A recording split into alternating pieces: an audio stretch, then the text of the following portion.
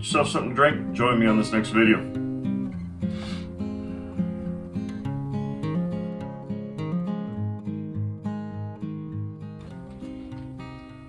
Welcome back here to the shop. It is cold and rainy outside and nice and dry and warm in here. So let's go down here to the tool rack and pick another project. All right, we got a bunch of possibilities down here. Got a wrench, several wrenches, hammers, a little axe, a crimper, hammers down here. Got a couple of neat screwdrivers here. I just watched 357 Magdad do a little snubby screwdriver with a wood handle, and I think I want to tear into this one of these days soon. But for right now, I think we've got right here, yeah, it's a Boy Scout hatchet. The thing is, it's going to be quite the challenge to replace that handle, that scale right there. So let's see what we can do with it. Hopefully we can clean this and make this nice. All right, I've got a Bridgeport Boy Scout hatchet. Hopefully you can see that well on the camera. We'll get this cleaned up. Looks like it's got a little bit of green paint right there, so I don't know if we can match that or not. This scale here looks in decent shape. I don't know, I might try to keep that one. This one here is completely cracked, so I need to get it off so we can get to those rivets.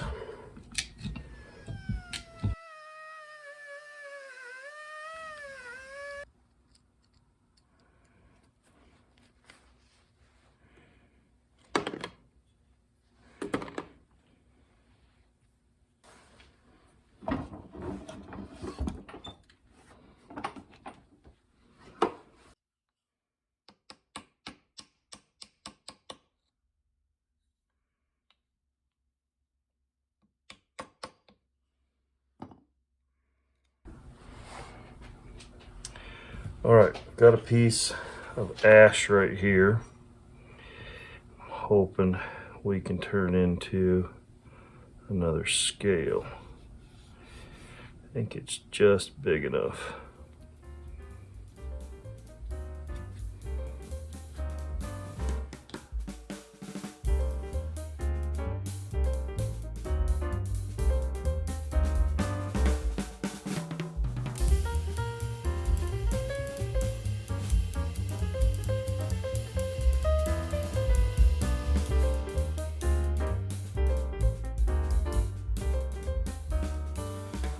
So here's my dilemma.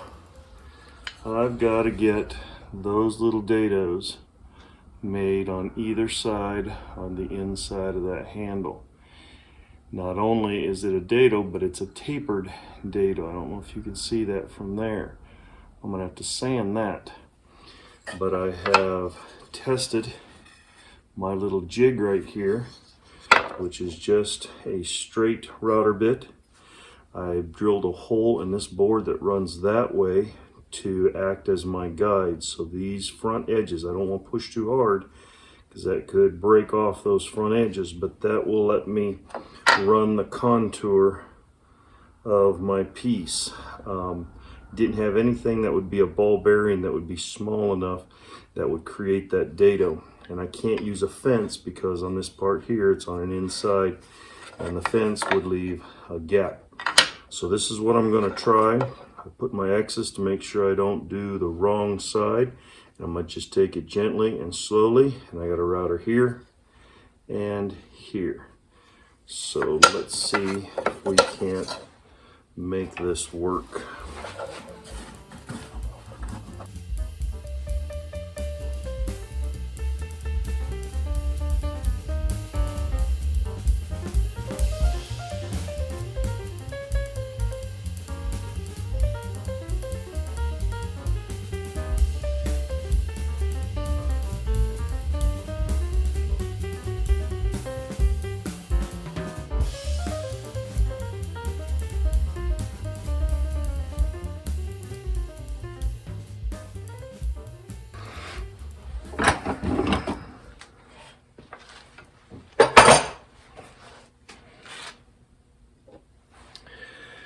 All right, what we have here, we have our two pieces that I think are going to work pretty well, but you'll see how the original piece has a taper to it. Try something a little different here. As long as I can read the grain, it might work okay.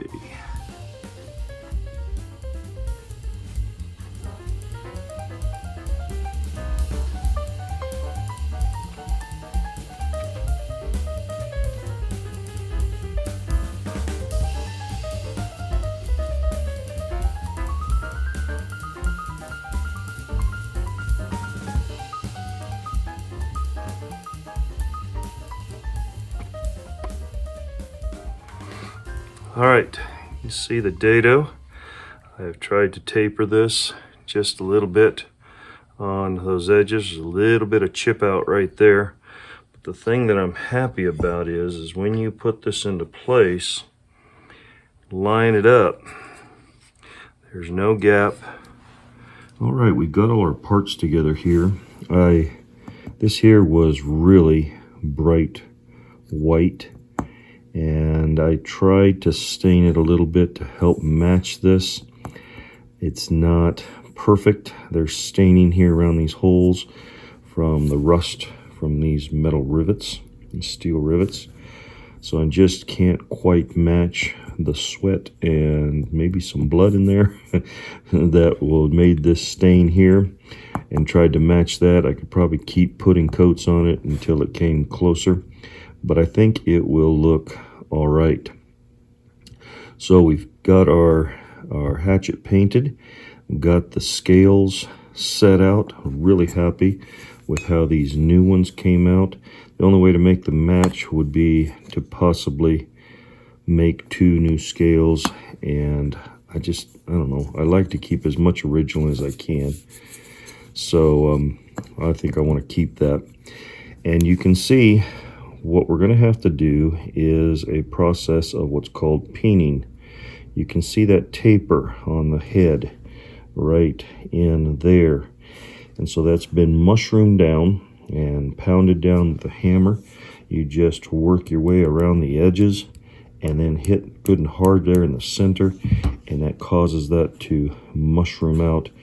You can see the countersinks in those holes right there of the original, and so I have done the same thing to the scale that I made. So we're going to try to peen these. I was curious about where I was going to find rivets, started looking into some of my fasteners, and lo and behold, I had some that I purchased probably 30 years ago. These are nickel silver. They're for knife making, but we can take these and cut these off. So I'm going to cut them to size.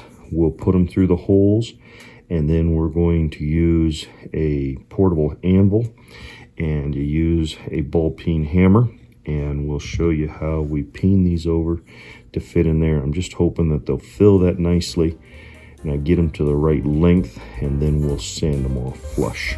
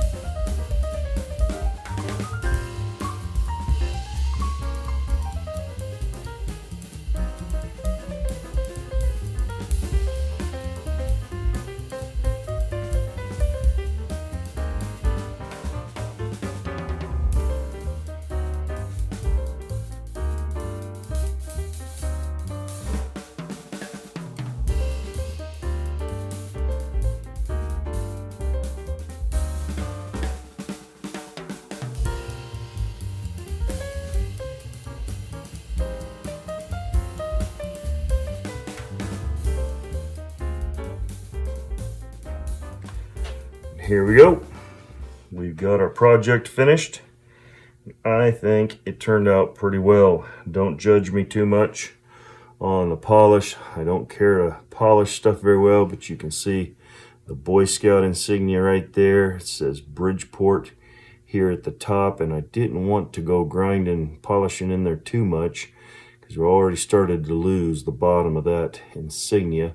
I could have taken more time here. I just don't have the patience, and I don't know that it's necessary to do that. It won't doesn't do anything to the function of the hatchet. We took and polished the top and got the other side cleaned up nicely. You can see all of the information there from the manufacturer. We've got the little accent right here and there for, I think it looks nice just having that little bit of green in there. The handles, I'm very pleased with how my handle scale fit, and there's no movement in there. They're nice and tight. You can't see any gap along here, and they both seem to fit equally well. So I am very pleased with that. I took and we pinned those pins in there, and I went to polish them on the polishing wheel, and it kind of helped to darken the wood to make them match. So this is mine, and this is the old one, and I think it turned out pretty well. So let's clean this off a little bit and get some final shots of it.